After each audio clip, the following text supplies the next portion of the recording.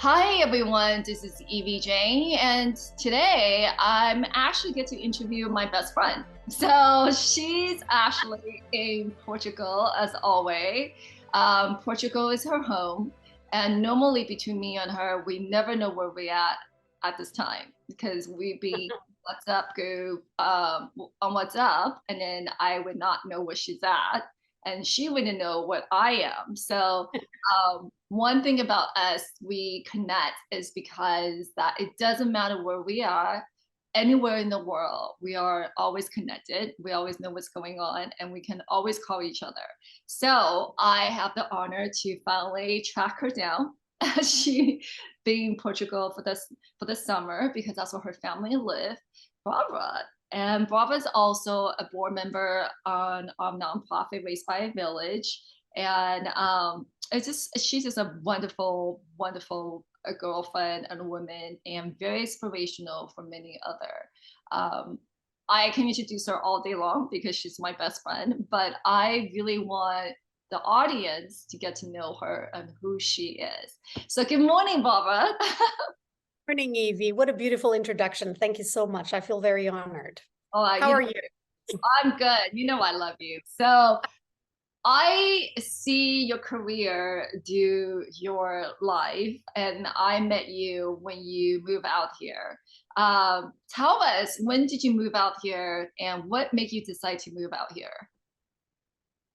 Well, it was for professional reasons that I moved to LA. I was born in Portugal. I was raised in Portugal. I lived there until I was 17. Then I left to university abroad. And then it was later that because of a circumstance with my voice that I wanted to work at in LA, and my job actually was only allowed to be done in LA without having to travel, so that I could conciliate both, I would have to move to LA. So I managed to be sent by the TV station I was working at to Los Angeles, and that's how it happened. So when you say you went abroad when you were 17, where'd you go? So when I was 17, I say again? It's not in US. Did you, what country? No, Okay. no. So I was I was born in Portugal, lived there my whole life until I was 17. And then at 17 years old, I moved to London, to the University of London, and studied journalism and audiovisual production in London, between London and Paris. Mm-hmm. And that's what I've done. And this was before I went to Los Angeles. So yeah, I was supposed to study law. That's what we all thought. I got into law school in Portugal, in Porto. Oh my God, I didn't even know that about you, Barbara. And we like supposed to be best friends. Yeah. So, at the time when I was living in Portugal and then had to choose around 16 which kind of area of study I would go to, I chose humanities. And at the time, humanities were, the degree you would take, it would be law because it would give you a lot of options. It was the safest option. And I just, for some reason, I was already very connected to the arts. I was already working in a ballet contemporary company. I was very connected I was doing my music conservatory. And for some reason, both didn't connect very well with me, because another reason was that someone told me that if I had studied law in Portugal, I would be very constricted to the Portugal territory, because I would be studying and could only work there. So I decided, well, I wanted to move beyond borders, so to speak. Since I was 11, I used to go to these summer camps in the UK, all around the UK, and I used to have a blast. And for some reason, I wanted to replicate that in my everyday life in university. And so without my parents knowing, you're showing your early age that you were traveling. So this is not yes, yeah. So my whenever my parents wanted to me to get something done or to get good grades or good this or good that, they would say, well, you won't go to the UK this summer if this doesn't happen. And so it would happen because it was my dream. I was always looking forward to going to summer camp in the UK. And I always met people from all over the world. So this was since a very young age, since I was 11. And it was a blast. And I knew I wanted to go. And in those interactions with other people, with other foreigners, I realized I also had a chance to study abroad during university time. And why postpone it? Why not just go after high school? Why only go for the master's or the PhD or the job? Why not just do it straight away? Mm-hmm. So law was not an option to do that. So that was a good question. Why not? It's like, why limit yourself? And then if you know that's what you love, why limit yourself? Yes. Yeah, but I was very young, and I was 16 at the time when I had to decide this. But still, I had no help. My parents really were focused on me studying law, and then you can do whatever you want. So that was the kind of conversation that was going around the house. They wanted me to have a base, which I totally understand, and it made sense. But for some reason, I just wanted to go at that time already. So then I went, and so then I decided to Google and decide to start understanding how I could do this. And I remember I went to the British Council in Porto and spoke with a woman that gave me a huge, at the time, the internet was not a thing, by the way. So there was a huge book that she would give me with all the universities. So I had to do it. And I applied and I got in. And I couldn't believe it. I got in my first choice. So I was very happy. And I got in law as well. And there was a moment I really had to decide, because I didn't want to take the space for anyone not to go to law university in Portugal.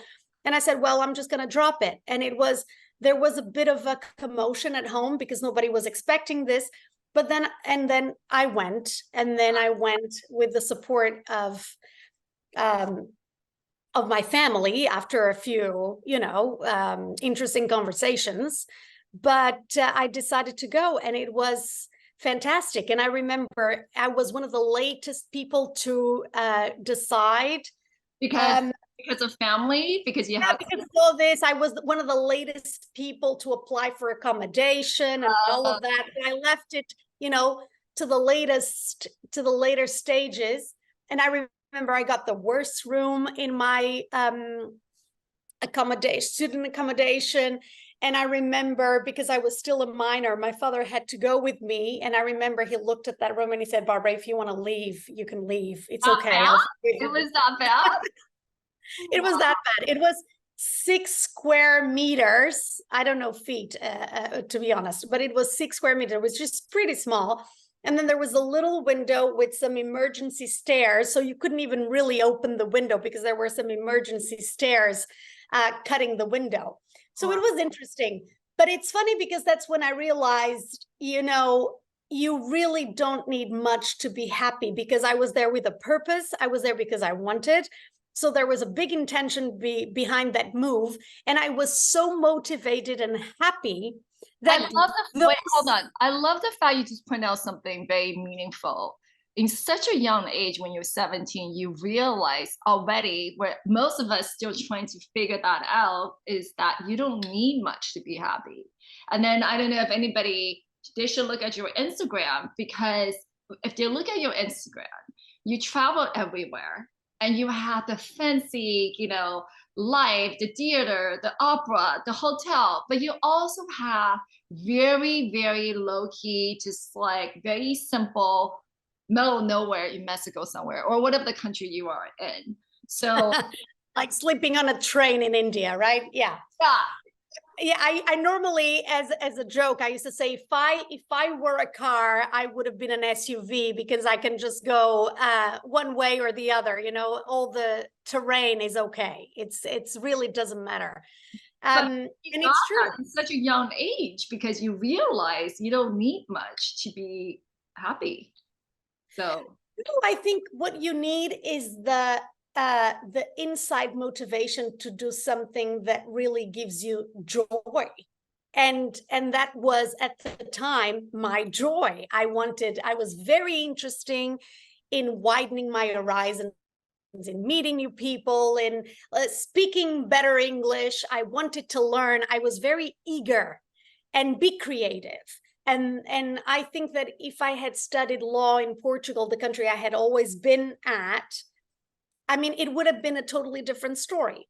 And to have gone at such a young age to the UK at that time, and mind you, at that time there was no social media, there is no this apps that really allow you to communicate easily with everyone. I remember I called my parents once a week in a coin phone, so it was a very different situation, and flights were very expensive, so everything was a big to do. It was not like today. Actually, funny enough, I think that going to London, which is much closer than going to Los Angeles from Portugal, it was easier for me the move to Los Angeles. I felt it less than to London, even though we have, bigger time differences, an ocean in between. But it was harder because the times were really different. Times were really So it was interesting to go away and then suddenly disconnect. But I think at the time, which is actually a blessing, I mean, that didn't happen always in my life. But I think that when you really know that you want to do something, it's very hard. It's very hard. It's not easy to know that thing that you really want to do. But at that time, I really knew that's what I wanted to do. And so that's why I think it was fluid. It went well, it was fun, and it was something that I really, really cherish. You because you know what you really wanted, that actually overcome your fear. And I mean, going to a country and not seeing your mom and dad as often or communicate, because you can only call them once a week, as a 17-year-old girl, that's very impressive. And stay in this really crappy room, I guess. So yes, scared, I'd be like, okay, I want to go home. Especially if my dad said, if you wanted to leave, we can leave. You still decided to stay. Yeah. I really wanted to stay. And I remember I had never seen my father cry. And that was the day he left. That's because he had to take me to the university to sign a release form because I was underage. I was a minor. But when he left, I saw him cry for the first time. And I did cry as well because, of course, but even that emotion, even those tears, is something I remember with joy. It meant we felt, it meant, we were there for each other. It meant we meant something for each other. I need to tell this to the audience because you haven't met your dad. I did. Your dad is such a straight lace, he's an accountant. He's very like he's not an accountant. He's an economist. Economist. Yes. And then he's a very old school. You're right. So my father is a very old school person and extremely intelligent. Yes. Great career as an economist, but really never, I believe, wanted me to leave and do something that was not as classical or as formal as how what he had done, So that's what I was going to say. I had to explain that to the audience because you haven't met your dad, and I did. So that was a big deal for him also. Oh, absolutely. And I actually think that our relationship also changed a lot with that at that time. When I think that when a child does something that it's unexpected for the parent also starts, oh, this can happen. So let me take more advantage of the time we spent together, for example. And I think actually our relationship got better after that. And you're the first child. You're the oldest, right? Because you have one younger brother. So for them, it was a big change, big perspective for them. And your parent adores you. You have the best loving parents. I mean, they're like my parents they're like my Portuguese parents. That's what I tell people all the time. So, I mean, to see your dad like worry about you, it's like, you can leave if you want to. Yes, he said you don't need to stay, you can leave. That I can only imagine how he felt at that moment. So yeah. Yeah, it was interesting. But now we laugh about it. Thankfully, it went well. And then how does that make you? So is that the only abroad that you went? And no, you went to another country. You went to Paris, right?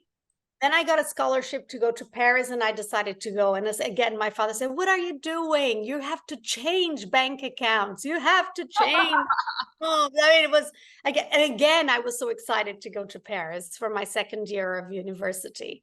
And I did, and it was fabulous. It was actually much, much better than I expected. It was so interesting because in Paris, I also realized that the space you're in, right, the city you're in, really influences what you enhance in yourself or not.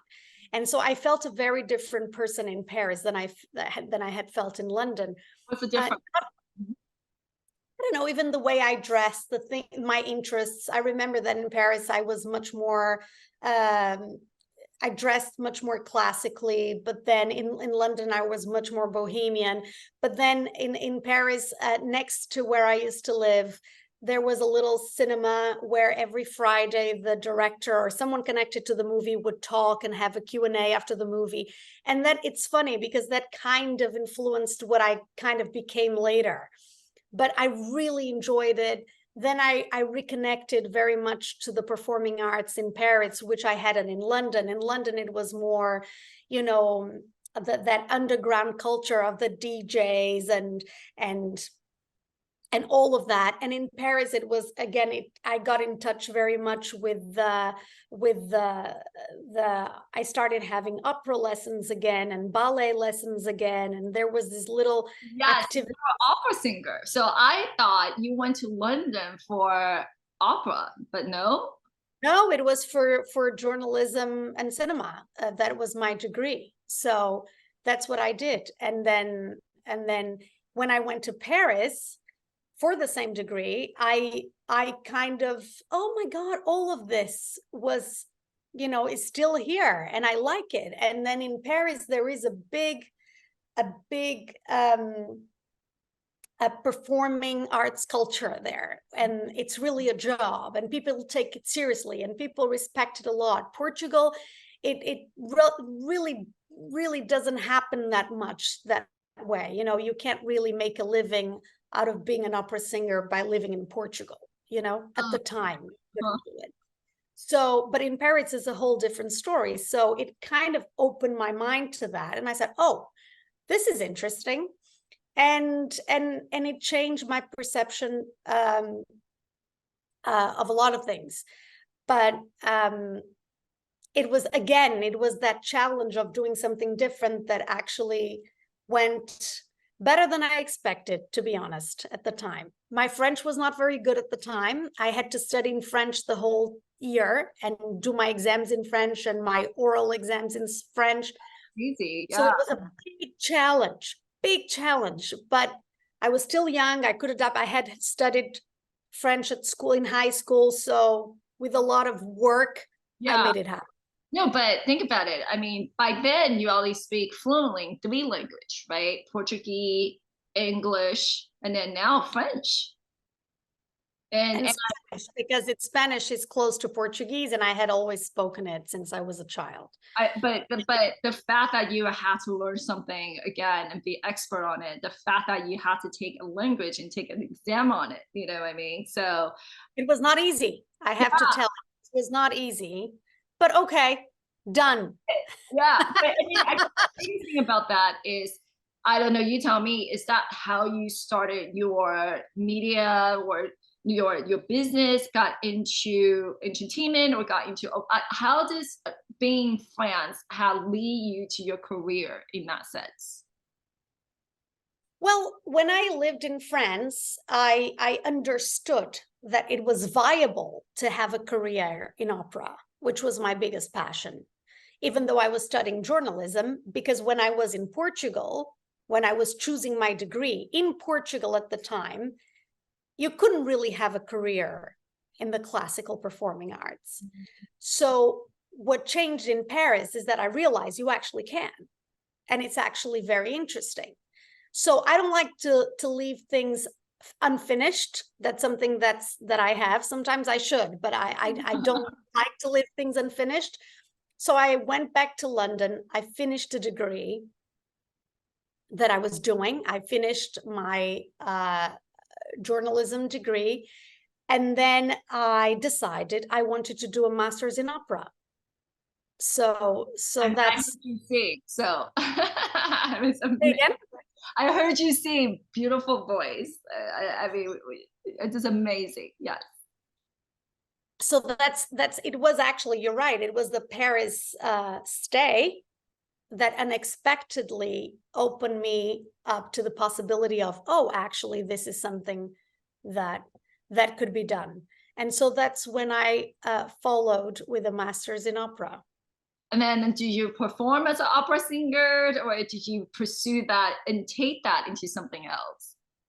So I had worked as a professional opera singer when I was in Paris, because I was taking opera lessons, and then my teacher at the time, who had been a first tenor in the Paris Opera, he had created a company and he invited me to be part of that company. So I was actually working with them at the time.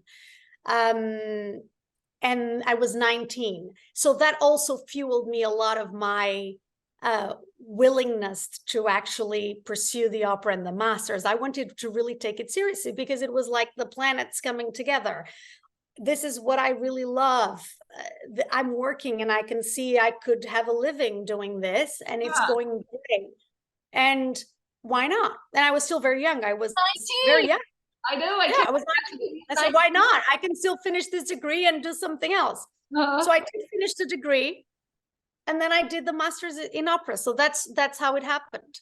Oh my God. And then from there, did you decide to stay, or did you move back to Portugal? What was your next chapter in your life? So then what happened was, when I was finishing the master's, I was getting ready. I finished the master's in opera, and then I was getting ready for this big singing competition in Germany. Mm-hmm. And I was getting ready with my French singing teacher. And then I was working so hard and trying to prepare so hard that I started just, I believe, 3 weeks before the competition, I realized I had nodules in my vocal cords, and that changed everything. So when that happened, something really changed, because I couldn't go to the competition anymore. And then, so that would change. Devastated, or how you took that news? Completely devastated, but I was working so hard, and I remember I was practicing in the piano, and then the high notes were starting to come with air, so they were not going, they were not spot on. There was air coming out, which means that there is a node in your chords. Mm-hmm. So I actually flew to Paris to meet with one of the biggest ENTs that specialized in opera singers. Mm-hmm. And he told me, you can either do surgery, you can never go to the competition, but you can either do surgery and you'll be okay in a month, or you wait for the notes to regress. And he advised me, and I decided also, I agreed with him 100%, not to do the operation, because then that could alter the morphology of the chord. So I decided to just wait, not do anything, stop singing for a while, and not speak, only the bare minimum, to see if my vocal cords would come back to normal. But this is a very lengthy process. And so this is a moment that my life also changes. And because I couldn't pursue what I wanted to pursue at the time, because I had to wait and do my therapy, and so it didn't happen. And so that's the story. And so I come back to journalism. That's where my career then in my early 20s started. on television. And during that time, I was, all the money I earned, I remember I would just spend it going for the doctors and this for the vocal cords to come back to normal. Because you still thinking that's something you want to go back to, right? Because that was still your dream at that time. At that time, absolutely, yes. At the time, absolutely. I was doing TV thinking that this is the greatest way to get the funds to fund my healing in the But vocal you cords. are so successful in TV as a reporter, you know, so, but you, But this was all before that. okay. So it started, and then life changed. But I always had, and then of course, then I missed the competition, and then I missed a lot of the career years in opera, and I still sing. The work was done, the therapy was done, the chords are normal. I actually think the chords are better, the vocal cords are stronger now than before.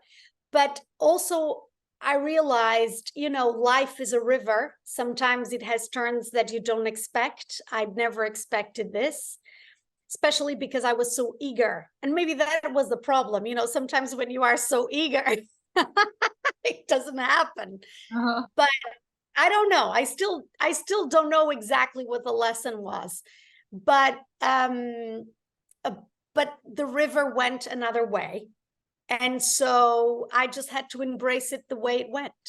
But maybe that's the river turn to lead you to LA and then be on the Hollywood Foreign Press. You know, like I always feel like everything that happened, there's a reason. And sometimes and a lot of time I would say is better than what you expected, right? I mean, I would have met you, I would have, so for my own selfish reason, it's like I would have met you if that didn't happen, so yeah. Sure. Me coming to LA, which ended up being my favorite city in the whole world, me coming to LA was because of this problem. It's true. It's true, because What made you to pick LA in the first place? it was not a choice. It was just because it was so what happened was I was devastated with the news of the vocal cords, absolutely devastated. Ah, And then what happened was that my mother saw in a newspaper this cattle call for a reporter for national TV in Portugal that was actually opening a cable channel in Porto, so like a news branch. And then why wouldn't I go? And I said, okay, at the time I had, I was lost, yeah. right? So I said, okay. And I had a journalism degree. So again, I went to what I had done in London and Paris. And then I said, why not? So I remember this perfectly. I arrived, there was a big line of people, beautiful women, like models all around me. I said, what am I doing here? And I remember I went in for the casting. It was quite a tough casting. They asked you to read some texts with some big names to see if you were kind of familiar with them. And then they asked you to interview a very famous singer in Portugal. Then we had some camera tests. There was a lot of people in that casting. And I said, I mean, I did it. And I actually remember thinking, I'm never going to get this. So I was so relaxed.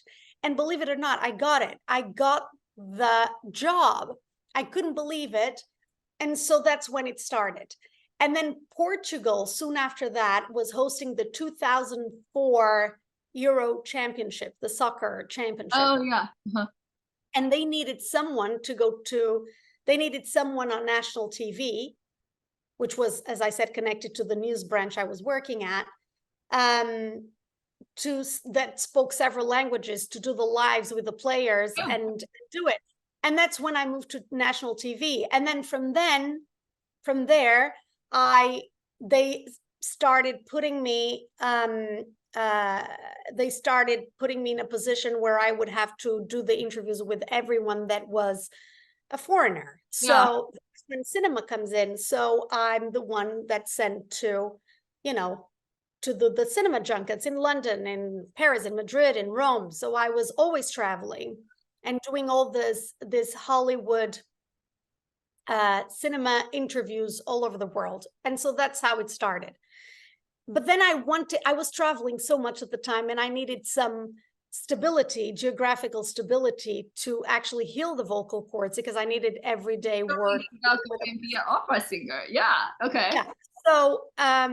So at the time I was doing well on television. I had already done a lot of work for the channel. Yeah. And I said, would you mind if I go to a place where I can actually stay and do the same job, but I don't have to travel almost every day? And they allowed, we came to an agreement where they said, okay. And I said, the only place I could do this is Los Angeles. Oh so my God. Said, okay. So I went to Los Angeles for a year. That was the agreement. Did you love it? When you first arrived, did you just know this is the city I love? I had come to already. I had traveled to LA a few times to do some reporting, cinema reporting in Los Angeles. So I had already known Los Angeles. But I remember I had no credit history in the US. I had nothing. So it was an adventure. That's a whole adventure in itself. But when I got there, it was interesting, because I said, okay, I have a year to work on my voice. I'm doing my job, and this is what's allowing me to be here. But it ended up being the funnest year ever. And so I have a huge connection to Los Angeles. Never thought I would have, but I did. And I found out that for some reason, that step also was meant to be. My gosh. I mean, it's your story. I mean, see, do you know what I mean? It's like life is like a river. Like it's a river. You never know. Who knows? Yeah, exactly. But then you come to LA, and then what made you decided to get into Hollywood foreign press? I mean, do you know what I mean? Like, how was that all came due? So after I came to Los Angeles, I was that year I came to Los Angeles as RTP, which is the channel in Portugal I used to work at. So I was their cinema correspondent in Los Angeles. So that was my title. So I came with a foreign correspondent visa to Los Angeles. I stayed for a year. That was the deal. And then come back home. I had, as I said, a lot of fun. I did a lot of work in Los Angeles. That went very well. And I also started to really be very interested in how Hollywood as show business works. Oh, okay. So I was very I was doing classes of everything. I remember I was doing acting classes, production classes, everything you can imagine. I was very much fascinated with how the whole Hollywood machine worked. And I became quite knowledgeable about it. So when I came back to Portugal, as agreed, I stayed in the country for a few months, and then I decided I wanted to go back to LA. But how? Because I had no visa to work in LA, so how could I make money? So that's when I quit the channel, opened a company, and they became my first clients, because I pitched them a cinema show weekly, where I would do a half-an-hour documentary on how Hollywood works for Portuguese television, and they accepted. And that's how I end up in LA, being able to be there. Smart, Barbara, like selling Hollywood. That's what allowed me to say, because I had no visa at the time. I had no visa to work in Los Angeles. I was not a citizen. So that's how I stayed. And then, of course, then I took care of the citizenship and all of that. And then I did it for several years. And that was my life for several years. A lot of work. and always very connected to everything that was going on Hollywood-wise. I was always working with the studios and doing all the coverage for the movies, but also finding stories around show business that could actually show the audience how Hollywood actually works. Wow. So how you thought about joining Hollywood Foreign Press? Or Okay, so then Mhm. so I was doing my show, and then I remember I felt like I had hit a ceiling, and after years of producing the show from Los Angeles, I decided to make one of my dreams come true, which was to travel the world with no agenda. And I did it. I thought I was going to do it for a year. That was the plan. Mhm. And then I ended up doing it for 3 years. I still came to LA once in a while to do some interviews, and I was also connected, but I was at the time not really producing the show.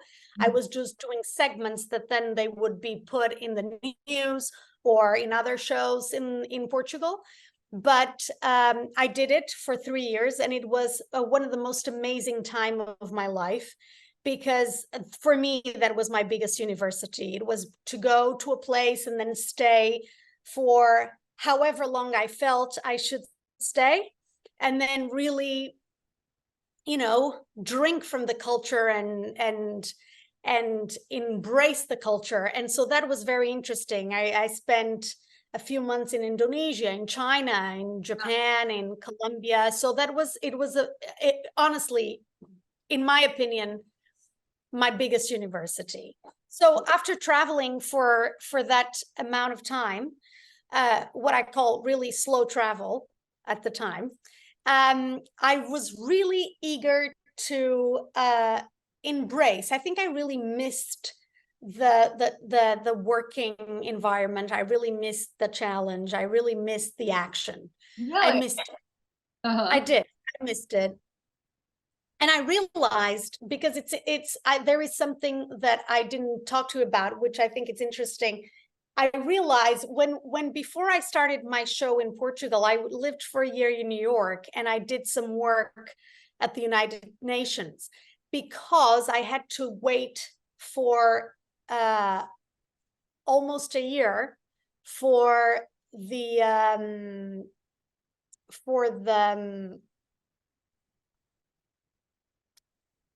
so hang on a second. So how was it? So after I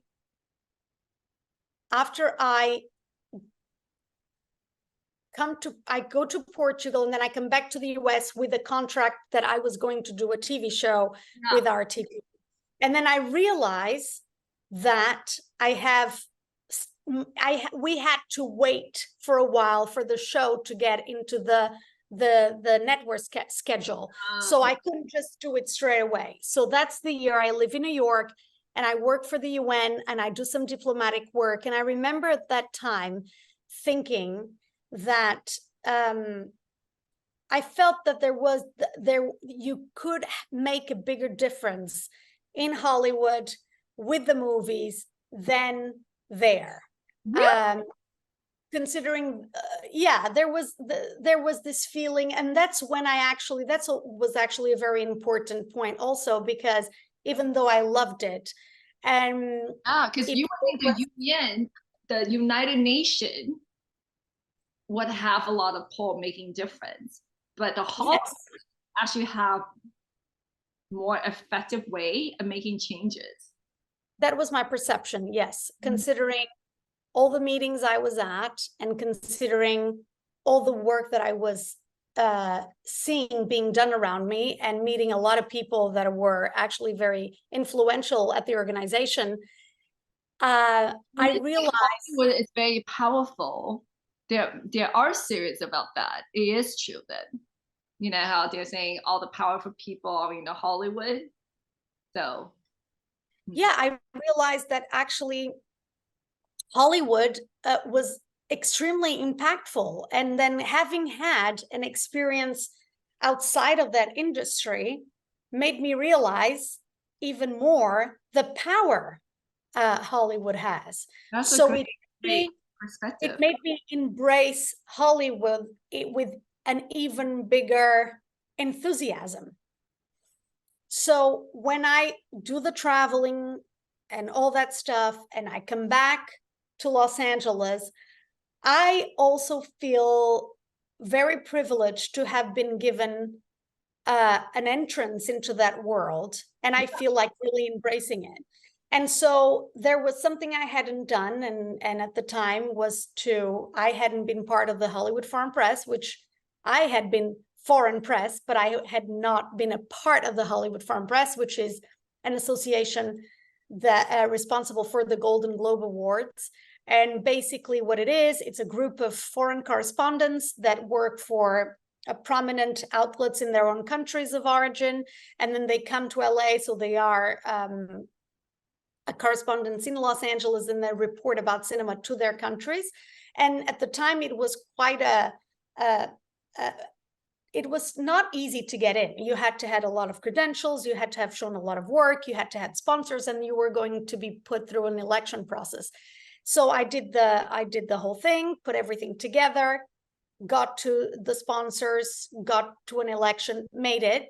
And that's how I got into the Hollywood Foreign Press, and then became a jury for the Golden Globes. It was about 6 or 7 years ago that this happened. And how you from there as a member into board of director? I mean, how that even move? I mean, you just moving fast, like is. Well, I was there. I was a member for a few years, and then there was an election to the board of directors, and I felt that there was kind of a support from some colleagues, and some colleagues suggested, why don't you do it? And that's what happened. And I did it, got in, and yeah, so I have been serving in the board of directors for the last few years. And so it has been interesting because it has also given me, again, another and deeper and interesting perception on how show business works, which has been quite a journey, actually. So It's just amazing how when things happen, even though at that moment it sounds devastating for you, and then it was, because that was something you thought you wanted to do, but somehow it always direct you to even better, better. It's almost like when one door closed, another door opened. Just listen to your story, do your life, leaving your house in 17, pick the worst room, and going to France, realize you can make a living out as being a opera singer, and then lost your voice, or you have to do healing. And it's just how it really is an example, many example over and over again, how when one door is shut down and there's another door open. But then I think the main part of it is like during those time, even when it's down, somehow you managing it. You didn't just say, okay, crap, this is not what I expected, this is the worst can happen to me, I give up. But you did it, because everything you tell me so far, when that happened, you find something. You like, okay, I can do this right now. And then I think it really started with, I don't know, is when you were leaving when you were 17 and having the worst room, and then saying you don't need much to be happy. And if you truly find your joy or purpose, you well, it maybe just you, Barbara, because I know you well. I mean, I don't know most people have the mentality as you do, and so focused and know exactly what you want and stick with it. You know what I mean? And not giving up. That's the thing. Yeah. You make it sound it's easy, but it's not. I mean, I think there were painful moments, there were hard moments, there were hard choices to make, but I think you're right about something. And I actually never thought about this, but it's true. I've realized early enough that it didn't take much to be really happy if you had some essential things within that you made sure were checked. Now, I think that we don't have that all the time. As I said, it's really, I think, a big privilege to know what you want. Even myself, sometimes I don't know what I want. It's hard. It's a blessing when you do. All I say is when you do, you absolutely should go for it with no hesitation. But I think that the realizing the simplicity of it all when you do, it gives you no fear. And I think it's the no fear factor that actually allows you to take a leap. And I think that's the adventure of life. As long as you have that spark to continue to do that, I think life is interesting, or could be interesting, even though it has a lot of course, ups and downs for everybody and a lot of tough phases. But I think it's the no fear. It's the courage. I mean, I always ask my podcast guests, like, what would be the advice to give to the younger self of you? You know, if you knew what you knew now, what would you tell the younger self of you? Or what would you tell other young women? But I feel like our conversation covers so much that is so deep, even for someone like we've been best friends forever, but I'm still learning so much through this conversation. It's such a great reminder. But what would you give your younger self advice with the knowledge you have today? Eat less chocolate, you know? I don't know. I think I don't know, but I would say that I would remind myself that it's better to just if you have a desire to do something, just go for it. And even if I think it's better to live with the pain of trying and failing than with the pain of never trying. So that's how I want to also remind myself of every day. I think it's more bearable to live with the pain of having tried and failed than not having tried at all. Yeah. And what I found is that even in the times I failed, I think the journey that took me to the failure, it's actually the best memories I have now. Really? So it's always something, you know, trying always makes your life memorable, I think. So always try what you desire, regardless of the outcome. That's what I would say. Well, that's a great reminder. And then it's a great reminder for me also, and then for everybody who's listening. So thank you, Barbara. Thank you so much. Thank you. Thank you so And I much. can't wait to see you soon in person. Thank you, Evie. Good to talk to you. Have a wonderful day, and my regards to LA. Yes. I'll be back soon. To my LA I can't home. wait to see you.